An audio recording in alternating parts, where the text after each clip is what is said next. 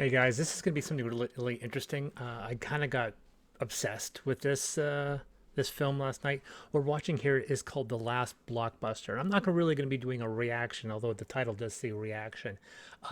This is something a little different because this was a surreal experience for me. I'm pretty sure most people don't know, but I worked in video rentals and I worked it for about 6.5 years. It was weird watching this documentary. So to quickly kind of go into the details here, just as a quick disclaimer, I never actually worked for Blockbuster. It's interesting. A lot of people say that their dream jobs when they were a teenager would be working for a comic book store and working for a video store, and I worked with both simultaneously. I got hired up at a store company called Video Update.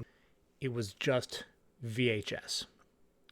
It was not, there was, DVD didn't exist. Give you an idea how old I am and how long ago this was. And Video Update was similar to Blockbuster. You'd have your computers. You had a Roland, I can't remember if it was an 800, but it was a Roland dot matrix printer. And you'd have the big stacks, sprocket paper, that was called sprocket paper. And you had a box underneath and it would load in and you get your receipts, you'd pull it up and you put the person's phone number in, you check their ID and get all this, their personal information. And that would be it. I got the job working at Video Update. I was there for 6.5 years. I do miss VHS. I miss VHS not because of the quality, but there was something visceral when you got a VHS. There was weight to it of having that in your hand, opening up the VCR, plugging it in, having that sound as it drops in. I also worked at Radio Shack before I got these, so I actually knew a lot about VCRs. But the large Video Update boxes, same thing with the Blockbuster, that snap, there's this amazing joy of opening up that big VHS and slipping it in. And because VHSs, you couldn't just skip channels and so forth, you basically felt committed. You'd pop it in and you couldn't just go back 5 seconds, back 5 seconds like you can with Netflix or with DVDs or something like that. You'd have to rewind it, and that rewind would stop and then it would slowly go back. So it took like 10 seconds to go back 5. And then it would pause, and then it would start up again and then resume its speed. So if you want to see the last 5 seconds, you'd have to go back another 8 or 10 so it would get back into sync and the tracking would fix itself.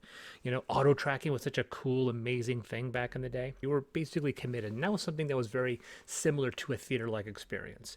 I can still remember that it's a weird smell of a VHS tape. The case specifically, there's this combination of grease and dust because they would contain everything. And I'm amazed I didn't come down with some massive incurable disease, considering the germs and the grime that were on these things when they would drop into the return slot, and then it would open them up and so forth. There were 3 Video Updates in my hometown. And I was located at the one closest to my home, thankfully. It was all about a 10-minute walk, about a 2-minute drive. Walking would be commonplace for me. But its location was in one of the worst parts of town. There was a street right behind me which was famous for crime. So shoplifting was notorious. It was rampant. I have chased people. I have people that literally made a break for it with handfuls of stuff out. There was more I took from life working at the video store than I did working at the comic book store or at Superstore over the course of those years. It wasn't without its faults. There were certainly a lot of faults.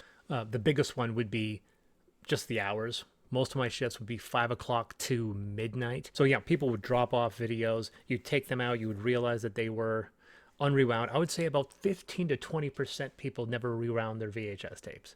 I know they say, please be kind, rewind. Some places actually had fees. We never did fees, but we had a trio. One didn't work, so it was a pair of auto rewinders. You put the tapes in, you crank them down, and then they would go through, and then they'd pop open when they were done. Played with moments of just banality, just boring times, especially between after 10 o'clock. Because like I said, most of my shifts would be all the way to midnight. And the hours were kind of insane, but the days were even worse when you thought about it. Unlike even big box retailers. In my hometown, you cannot open on Christmas Day and you don't open on New Year's Day. Some places will open New Year's Day, but Christmas Day has always been the one day, at least locally, that no businesses are open, except the video store. The video stores were open 365, and I worked Of course, the pay was better, but I would work 10 to 2 or 10 to 4 on Christmas Day, on 10 to 4 on New Year's. They were exceptionally slow days, and I hated the fact that I worked them, but the pay was really, really good. I had to work at the video store on 9/11, and that was a surreal experience.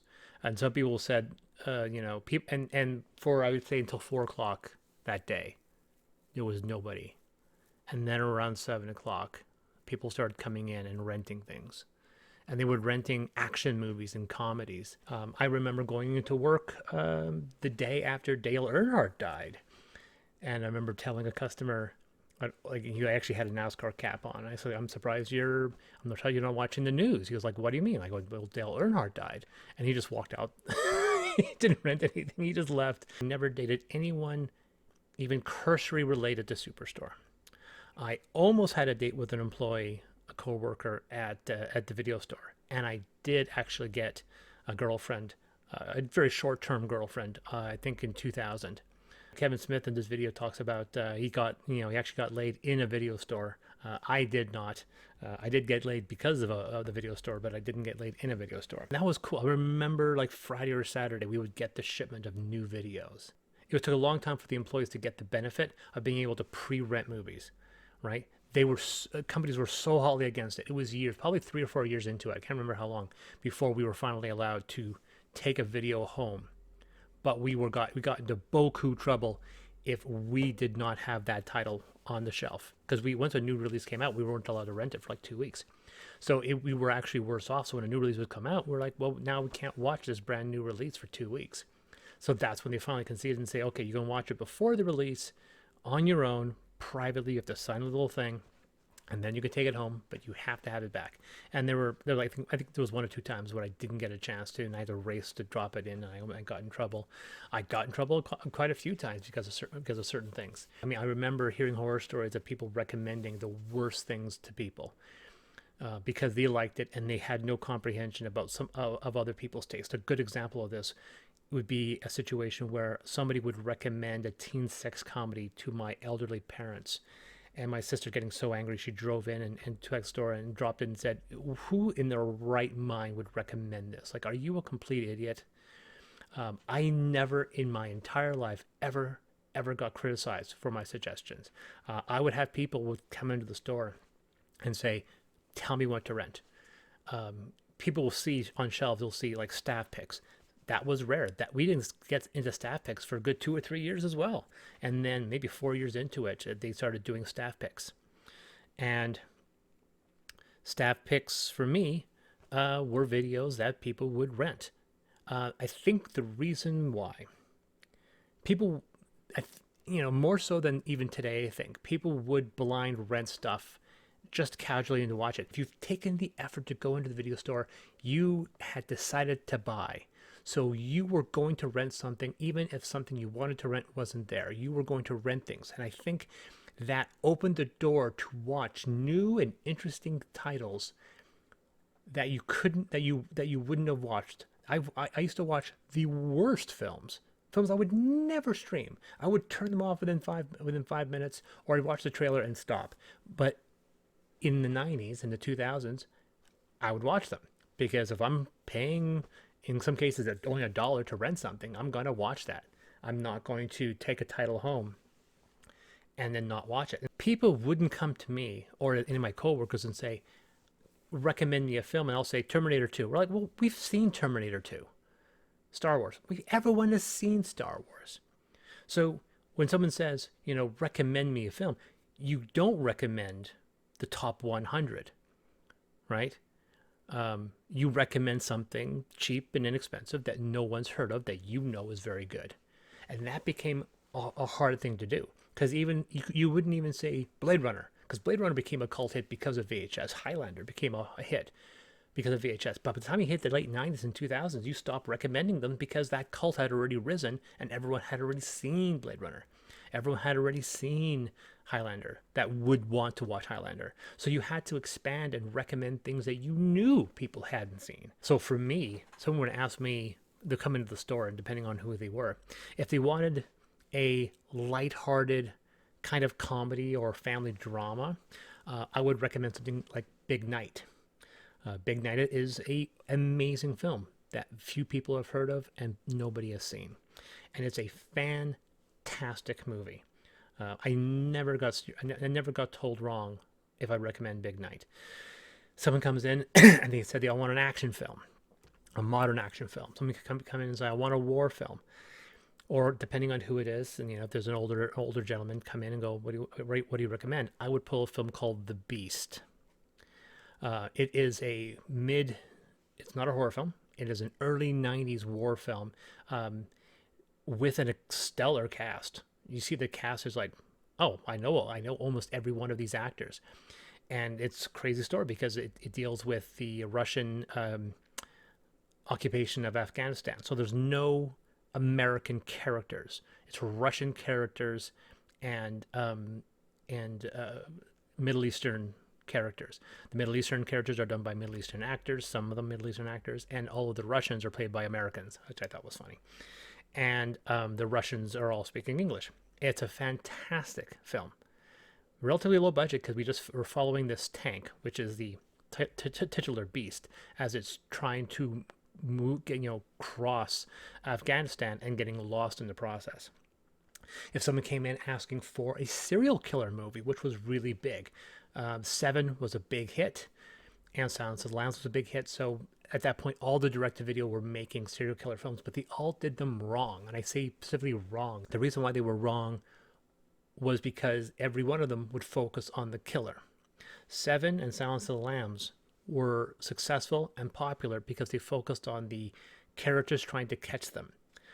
But people didn't get that hit when they were making these films. So you would see a film called Ed Gein and Bundy, and it would focus on these killers. And no one remembers these because they were all horrible. No one cared to watch a film about a serial killer killing people, right?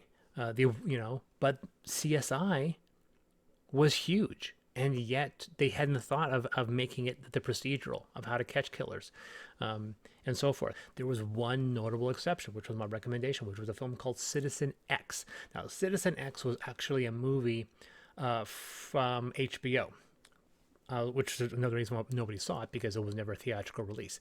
And it had a fantastic cast. Donald Sutherland was in it. He won an Emmy for that performance.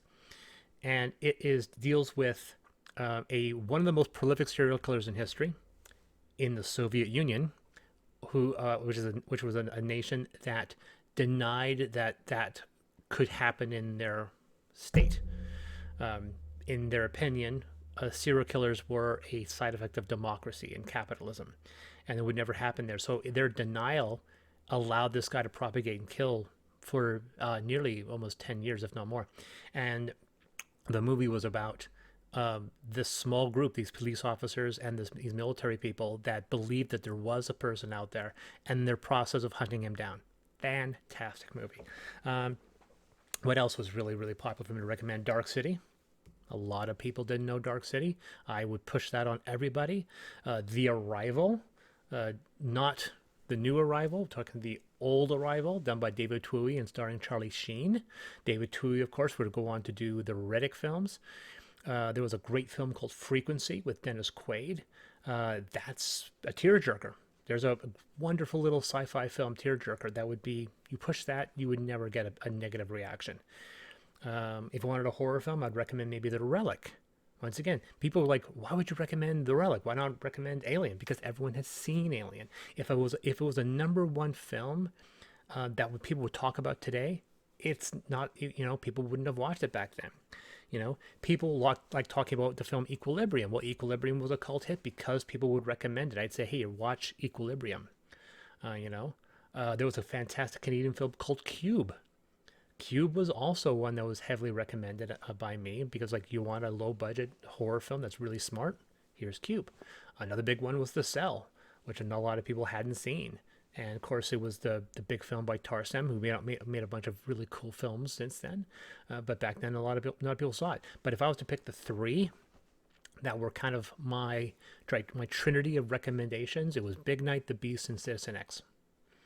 And that cemented my reputation with those three films because no one had seen it and everyone liked it.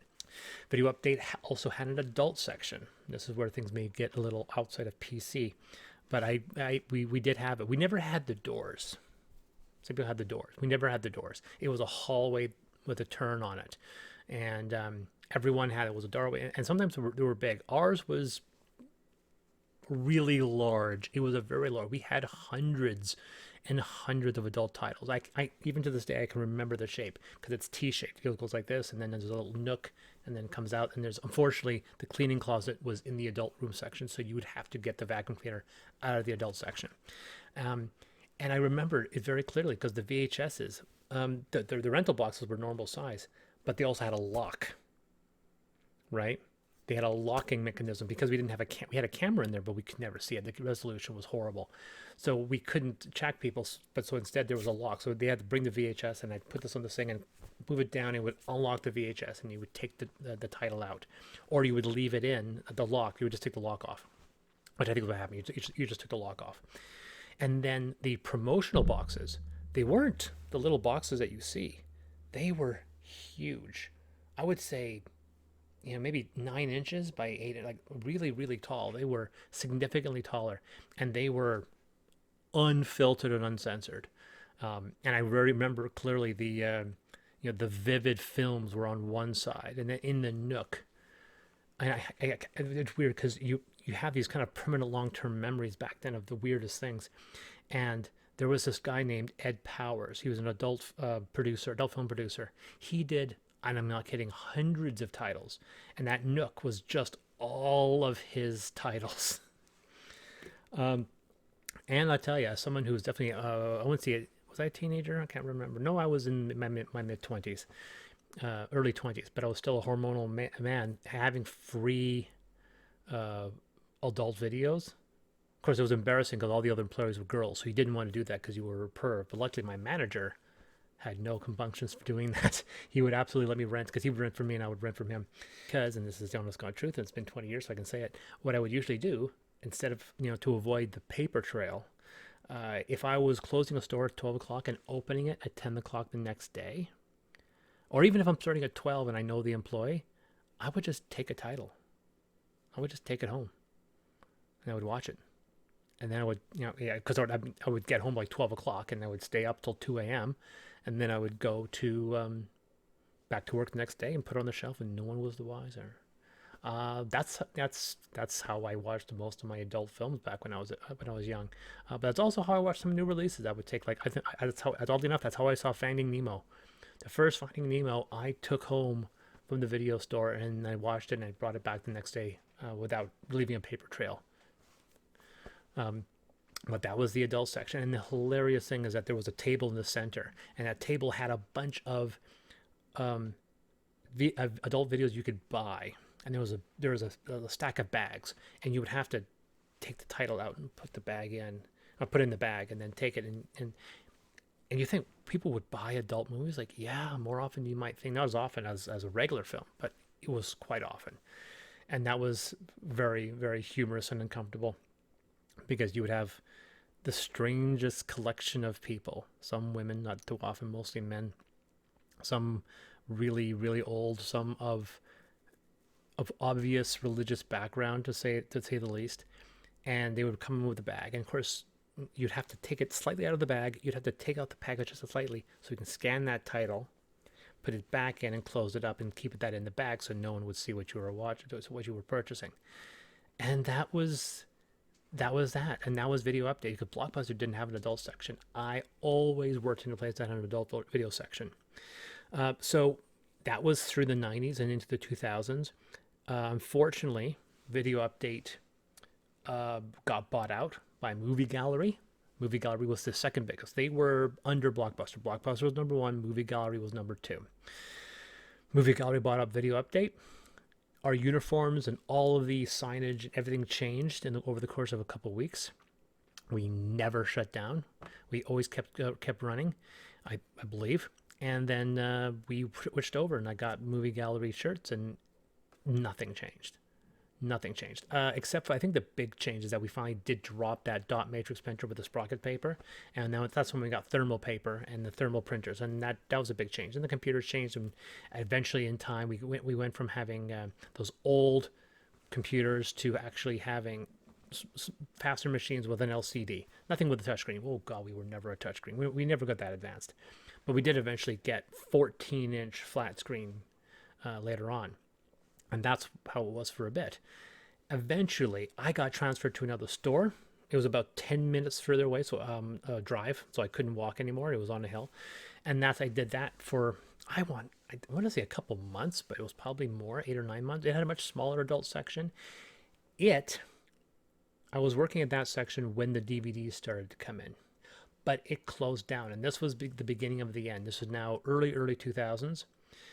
People are thinking that Netflix, because this documentary talks about it. This Netflix had destroyed the home video market, and that's not true. In fact, you watch this documentary, it was actually quite insightful that it was the stock market crash of 2008 that caused the failure, because they were in debt and they couldn't get investment because no one was investing in 2008.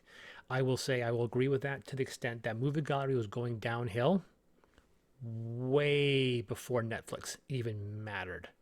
Netflix wasn't even a blip when movie gallery was going down. I mean, they filed for bankruptcy and shut down all their stores in 2007. I think the last lingering shred of them vanished in 2010. But as someone who worked the ground floor on that, they were dead from 2003 to 2004. They shut down my store, and we boxed everything up. Had a big blowout sale. Bunch of people just bought stuff. I bought a bunch of kung fu movies and so forth.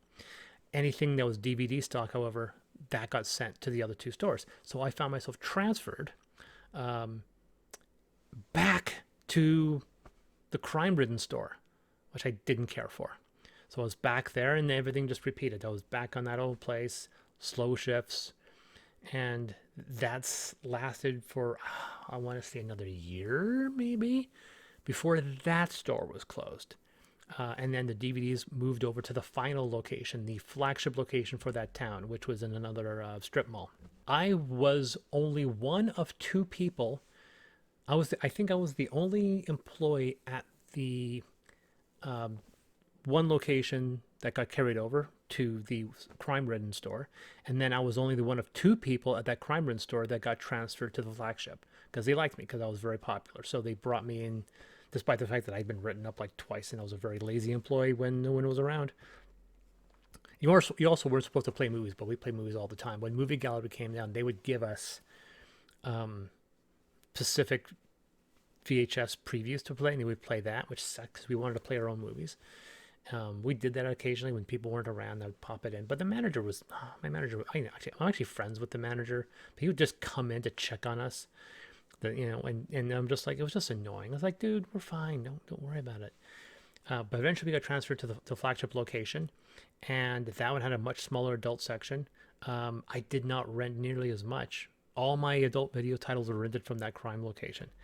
And then we were at that location, and I was there probably not that long, maybe 7 or 8 months, because at that point I got promoted at Superstore to a supervisor, and I literally couldn't even give notice. I walked in and said, I gotta go, I'm done, I'm starting a supervisor position, and it's full time. So I didn't even give them notice. I just told them I quit, and I left, which is not really that great.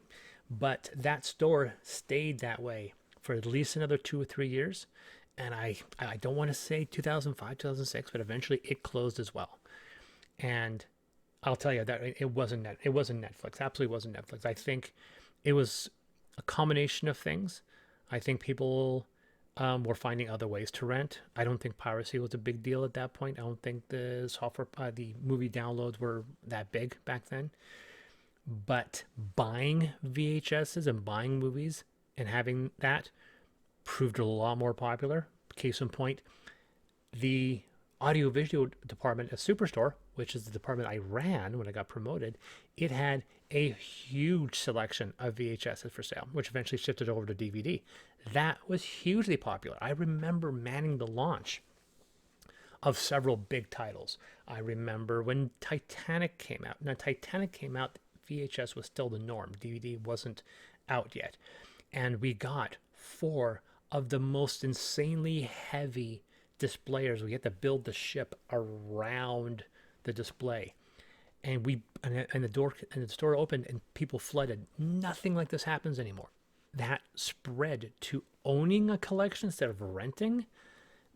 I would wager that that was a bigger chisel to bring down the rental stores. The fact that now instead of paying $6 to rent it, I can spend 20 to own it instead of the old days when it was $130 to own it. Now I could go into now, and then there were places, not just Superstore, but there was a place called Trax, the movie store, Sunrise Records did it for, still does it.